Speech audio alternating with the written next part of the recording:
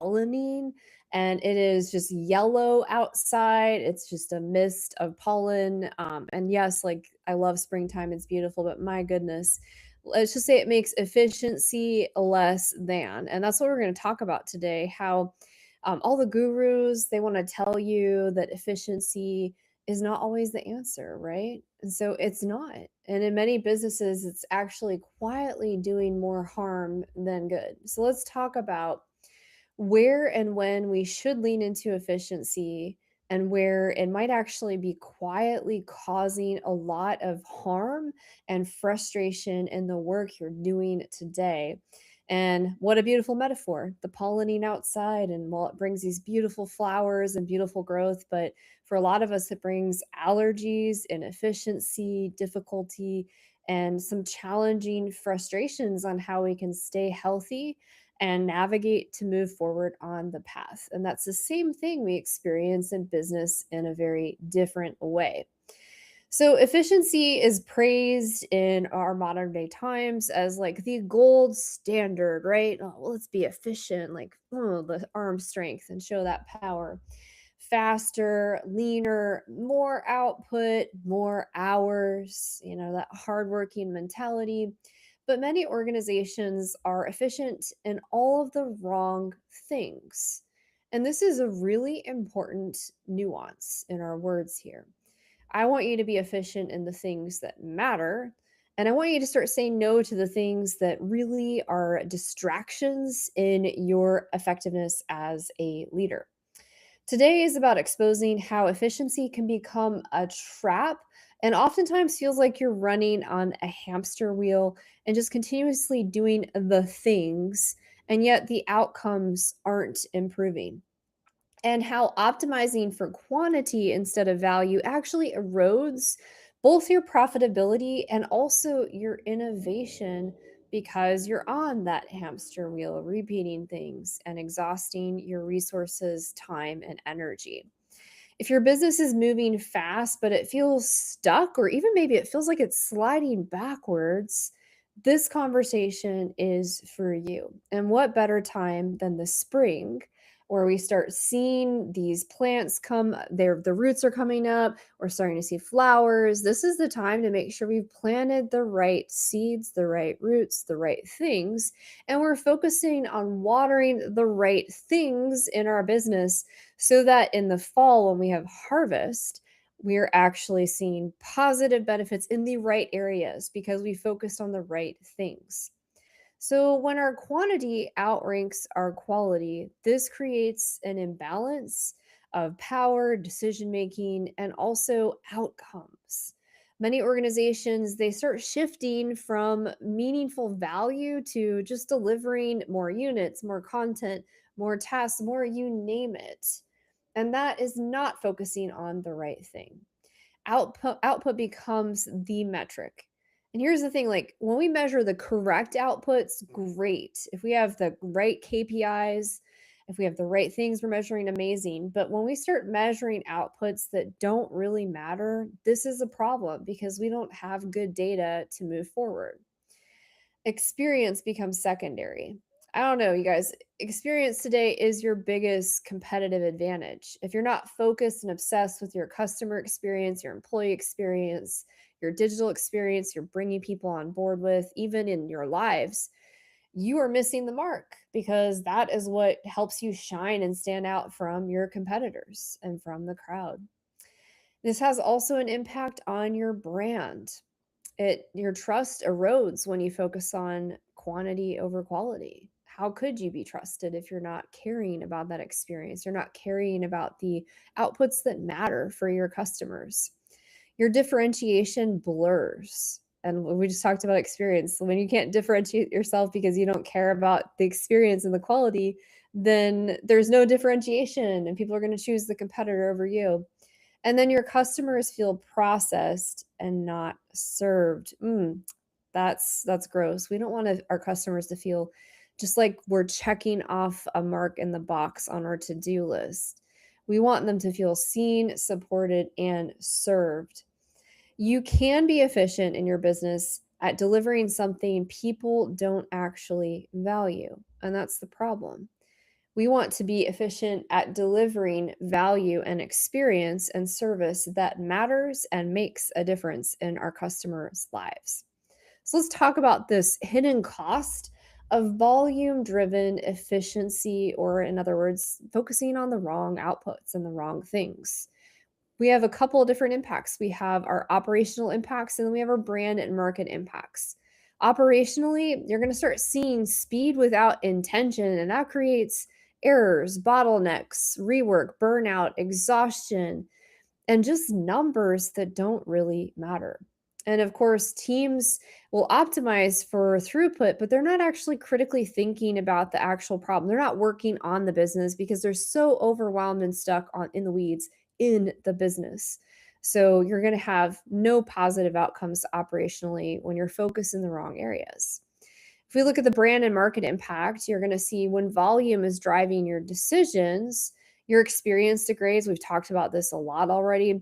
Pricing power weakens because if you don't have that competitive advantage, that experience your customers don't feel served, why would they pay you more? They won't. Their willingness to pay will decrease and degrade as you are not valuing the correct outputs. Competition becomes a race to the bottom. And that's not what we want. We want to provide service. So, efficiency without proper discernment actually commoditizes your business, driving lower prices, less value, less competitive edge, and overwhelm and burnout operationally. And that's not what we want. So, when output backfires, let's talk about that. What are some of the patterns we might see to tell us that we have this efficiency and wrong output focus within our organization? Well, some of the patterns that leaders who pay attention to this, which should be you because you're tuning into this right now, shipping faster but fixing more. If you're delivering things faster, but you're fixing more problems because you actually haven't gotten to the bottom of what's actually broken, that can be a sign that we're focused on the wrong things. You're publishing more content, but you're seeing less engagement. That means you're not actually hearing and seeing and listening to your audience, and your content is not relevant to them because they're not engaging. That's a problem. Scaling offers while customer satisfaction drops. So if your offer set is growing and you're scaling that, and yet you're seeing your customers turnover and leave, or their satisfaction is lower, or you're seeing fewer referrals, that is writing on the wall and a symptom of a bigger problem within your experience and where you guys are focused on in terms of data and efficiency. So, if your growth requires constant damage control, efficiency is no longer a win, right? If you're so busy putting out fires from your quote unquote efficiency, then how is that efficient at all? If it's causing constant damage control, drama, and exhaustion, you're actually creating more chaos. And I would say that's the opposite of efficiency, or it's simply efficiency in all of the wrong areas. Now, why efficiency becomes a mask for deeper issues, right? Ooh, what are those deeper issues? Let's get to the bottom of this. Efficiency often is a bigger symptom and it hides unclear strategy from the top. If your strategy has become lost or fuzzy or murky, then you're going to start seeing more of these symptoms. That makes sense, right? You're also going to see weaker positioning. Your messaging in the market is not going to be as strong and not as clear. It's not going to resonate, which means lower engagements, less purchasing, a smaller pipeline, a higher turnover for customers who don't stay with you. You're also going to see a fear of slowing down to rethink, right? So when we feel this need to constantly be putting out fires or constantly be in action, that means we don't have the space or capacity to do any on the business thinking or strategic thinking. And that's a huge symptom that there's some really deep seated issues within the organization, especially at the leadership level. We're also possibly going to see that measuring output feels safer than measuring impact. Let's repeat that because I feel like that might need to simmer for some of y'all. When we're measuring our output and that feels safer than measuring our impact, or it doesn't feel possible to measure the impact.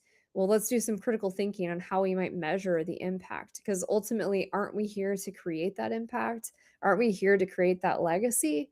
And if not, what's the point of everything we're doing? We can't be of service to our clients if we're not measuring our impact.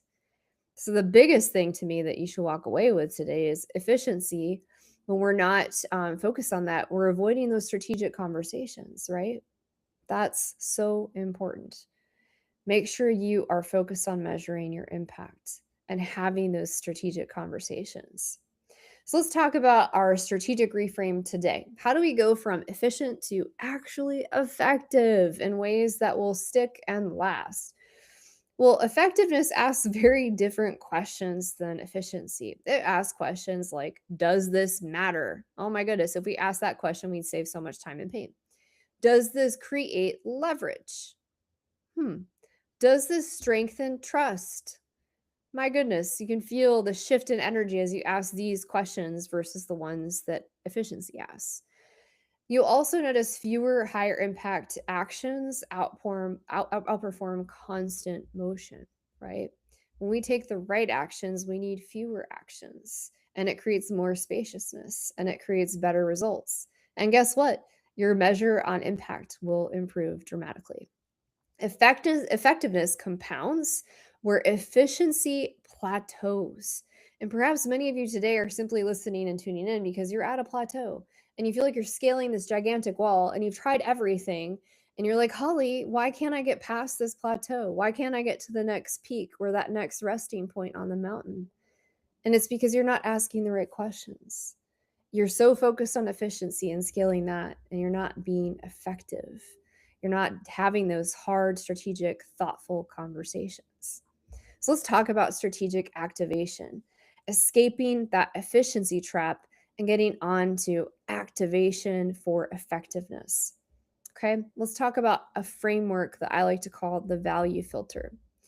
So before we begin optimizing something or making it more efficiency, I like to ask three questions. Number one, does this materially improve my customer or employee experience? If not, why am I wasting time doing it? Number two, does this strengthen long term differentiation and trust in the market? Number three, does this reduce complexity or quietly add to it? Keep it simple, y'all. This is not rocket science. We want to keep it simple so that we can remain grounded to serve our clients. Let's also shift our metrics, okay? I want to shift from volume to value. I want you to shift from speed to sustainability. And I want you to shift from busyness to valid outcomes that help you with your impact, that legacy impact. Optimize only after you're sure you're building the right thing built on a solid foundation. Your changemaker challenge this week, and I want you to think about this before you comment on this in the chat. Where in your business are you optimizing for efficiency instead of impact? Okay. And what would happen if you slow down and redesign that system? I'm going to repeat that. Where in your business are you optimizing for efficiency instead of impact? And what would happen if you slow down and redesign that? Put that in the comments when you're ready. Reflect on that, journal on that. Have your team reflect and journal on this. Have them brainstorm what that next thing is, because I guarantee this will help you be more effective in your experience, be more effective with your clients, be more effective in everything you create as a culture for your employees as well. All right, let's talk about the cost of this illusory productivity that we pride ourselves on and that we need to reframe and throw out the back door. Efficiency is a tool, it is not a strategy. Okay. And I would rather you focus on the side of effectiveness than efficiency. Value creation drives profit and loyalty, not efficiency. And leaders who pause to reassess outperform those who only accelerate. The true leaders know that rest is required. Stepping back and having quiet space is required. It is not a weakness. In fact, the smartest leaders have the most spaciousness in their calendars, and they know when they need to rest and recover and not constantly speed past to the next thing. And those are the ones that don't get stuck on the plateaus. You guys are smart. The goal isn't to do it faster, it's to do what matters better and to do it with intention. All right, so we're going to wrap up today. I want to tell you efficiency should serve your strategy and not replace it. Strategy is the foundation. The illusion of more is a seductive illusion, but it's very expensive in ways that most leaders don't see until it's too late. Our sustainable growth as leader comes from clarity and not constant optimization. If this episode and this live really hit you right here and you're like, Holly, I need this. My business needs something deeper. I need some recalibration as a leader. We are focusing too much on the output. We're focused too much on efficiency.